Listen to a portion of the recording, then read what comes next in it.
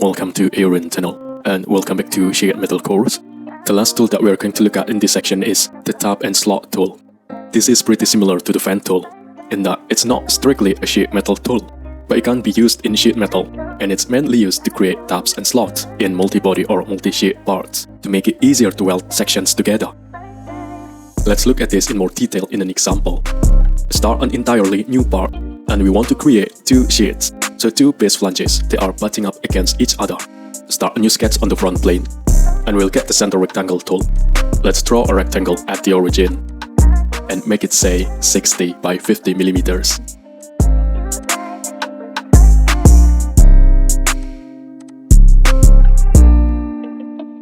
Then we'll go to the sheet metal tab, and we'll turn this into a base flange. We'll make it nice and thick, so we can see what's going on. Let's try 5 millimeters. So now we have our first base flange there, and we want another one butting up against it in the corner.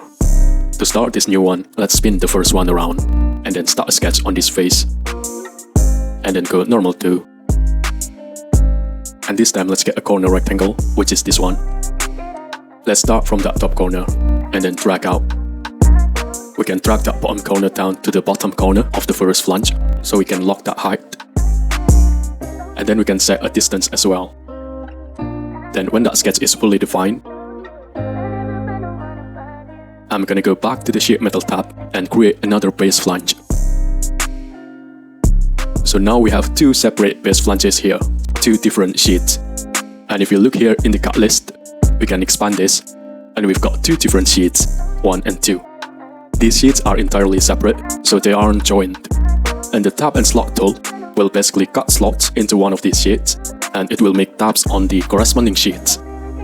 The tab and slot tool can be found on the sheet metal toolbar here. We can also search for up here, and we can find it in Insert, Sheet Metal, Tab and Slot. So let's select that tool. And like many other tools, initially it looks really complicated, but we're just gonna go through this step by step. So here at the top it says select an edge for the tabs and a corresponding face for the slots. The tab face is automatically selected after we select the edge. So let's select the edge where we want to add the feature. Generally I find it's much easier to select the inside edge. It just stops us accidentally selecting the wrong sheet. If we try and select the outside here, we got two edges are right next to each other, so it's easy to select the wrong one. But if we spin around, there's only one edge inside here, so we can't get the wrong one. So I'm going to make sure I'm in that top box, the tab edge box, and then I'm gonna select the inner edge. Now we need to select the face for the second box. This is the slot face, the face where the slots will actually be cut into. So I'm gonna spin around and select this one. And we see, now we get the preview of tab and slots. We've automatically got these 2 points. This green point is the start point, and this purple point at the bottom is the end point. If we make a mistake with our selection, or we don't like our preview, we can also just click again to deselect, or we can just clear the selection in the boxes on the left. So I'm going to press OK to make this feature now, and we can have a bit of a look at what's actually being created here. So if we hide each of these sheets in turn, firstly we've got the slots cut in here, and then on the second sheet we've got some tabs that interlock with these slots. And this will just make it easier to weld these two halves together or join them together. Then if we edit the feature again, we can go over some of these options in more detail. But before we edit it, note that we now have two features in the design tree. We've got a slot feature and a tab feature. That's because the slots and tabs are actually on the different sheets, so they are a different feature, but they are linked together. So if we want to edit any of the details, we have to edit the tab feature. We can't directly edit the slot feature. If we try to edit the slot feature, we'll just get this warning that says, please edit the paired tab feature instead. So we can now edit that tab feature. Let's have a look at this in more detail. All of these options are fairly self-explanatory once we start to play around with them, and the feature is quite flexible. Firstly, we can set where the tabs and slots actually start and end. If we don't want to go the full length of an edge, then we can adjust these color-coded dots to indicate the start and end points. We can also offset the start and end points, both of them or either one, with this option here. So we can offset from the top with this one, and offset from the bottom with this one. And we see as we increase the offset, the tabs actually move closer together to fit within that remaining gap. So I'm gonna deselect that. And next, we've got the spacing of the tab and slots. So we either set equal spacing with a number of instances, so we set a number of tabs and slots and they'll automatically be spaced out like this.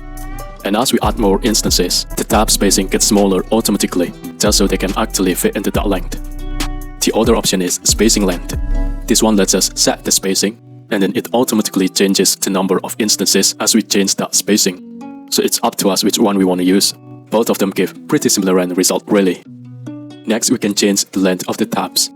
So if I change this to 6 for example, we can see they adjust slightly there. We can also change how high they are. So by default we can go all the way up to this surface. Or we could go blind if we want to make them longer or shorter. And we can also do offset from surface. I'm just gonna put them back to up the surface. Then here we can change the edge type. So we can angle or fillet the edge. Got a lot of flexibility here. Then finally we've got lots of options for the slot as well. The first one is no through cut. And by default the slots are cut all the way through the sheet. But if we just want a partial cut, then we can select this option. But now that I've selected that, it looks like there isn't any difference. That's because the slot cut is always the depth of the tab plus any gap or offset. So now if we make the tab shorter using this spline option here, and then I press OK, we can see the slot cut now. It doesn't go all the way through. This would actually be a big pain to actually make. So unless we've got a specific reason, then I'd recommend just keeping the slots all the way through all. So now if I edit the feature again, and just quickly turn off that no through cut option, we can see, even though the tab doesn't go all the way through, the slot cut does. And then down here we have the offset amount. This is how much larger the slot will be than the tab. We see in my case here, the tabs are 6mm, and the slot is 0.1 larger on each side. So the actual slot will be 6.2. So it's that 6mm plus 0.1 on both sides. We can't actually set 0 to this. We always have to have a tiny gap there to stop the parts merging together. So this option is the length and this is the width. And then this button links them both together. And then finally here we can change the corner type. This might not update in our preview, but this feature can be helpful because it can be difficult to cut a sharp corner unless we've got certain tools. Just be aware that any radius or a chamfer in those corners will have to be smaller than the tab offset, so we still have a gap in there. So for example, if we use an offset of 1/4 of a millimeter, 0.25, and a radius of 0.5, then that works fine. We can see the radius here, and we still have a gap there between the slot and the tab. But now if we edit the feature again, and we adjust this, if I change that radius up to 1mm and now press OK, now that feature doesn't create. That's because that radius is too large. So now the tab and slot are actually clashing. So instead for the radius I'll try 0.75, and now when I press OK, this feature is created. We can see the radius in there is a little bit closer to the other part. If this was 1mm instead of 0.75mm, then the radius would be a bit larger there, and it would be overlapping. So that's why that feature failed with these parameters. So this is an overview of the tab and slot tool. So it's a really useful little feature for chaining multi-body or multi-sheet parts. To recap, I'm just gonna delete that tab. And the tab and slot tool allows us to easily create tabs and slots in multi-sheet parts to allow for easier assembly and welding. To start off, we need 2 sheets or 2 parts which are close to each other or butting up to each other. Then we can select the tab and slot tool, and then select the edge for the tab. Then next we select the corresponding face for the slot. And then it's just a case of adjusting the size of the slot and all of the smaller parameters. In our design tree, we can have 2 features, the tab feature and the slot feature. We can't edit the slot feature directly, but if we edit the tab feature, then we'll be able to change anything in the slot feature. So that's all of the basic tools now covered.